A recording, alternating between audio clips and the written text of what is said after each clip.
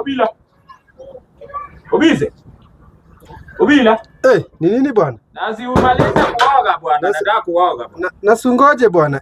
Shida iko wapi bwana? Nyinyi watu hawana kazi ya kufanya, mnaoga mara mingi. Omera, sikuwe mpole bwana. Ni nini? Obila, si utu bwana, haraka nini bwana? Odiera. Obila. Ni nini unanichungulia bwana? Wewe wali. Na kwani hiyo nini unafanya bwana? Hizo sinavaa nguo bwana. Kwani shida iko wapi bwana? Nakuanga aje bwana?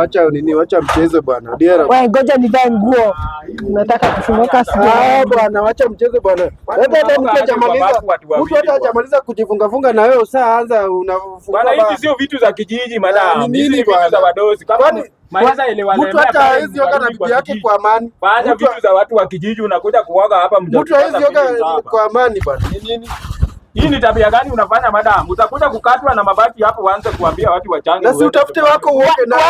Hebu achanga kuchungulia. Uko na tabia mbaya kuchungulia watu kwa bafu kwa nini? Watu hivi najichoma. Mbona unatuchungulia kwa bafu? Wewe ndio uko na hiyo maisha ya former rich man. Hivyo ndio una pesa ikisaidia. Hebu ndio mlango hata tujaoga vizuri. Unashinda hapa hata 30 minutes hamjaoga. Bado mnafanya ujinga hapa. Mimi na nani yako na ujinga? Unajuaje tunafanya ujinga? Kwanza ulikuwa ukituchungulia. Basi utafute wako. Wewe hebu achana na sisi. Na wewe mzee unatusumbua sana. Unatusumbua sana. Kama una pesa wacha kufanya vitu za wazungu. Kwenda huko. Sasa hapa akinama mabati kata nyuma yake. Sisi ndio utatuletea. Hiyo ni mafikirio yako. Huko bwana.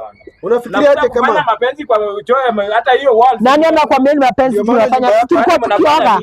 Tunaoga. Hiyo ni tabia mbaya madam. Kwani nyumba yetu tabia mbaya kwani wako hata pia iko na unatamani mapenzi ya wazungu na mna pesa. Na wewe former rich man unaona hizi kwa Karen pesa ikaenda uko na pesa.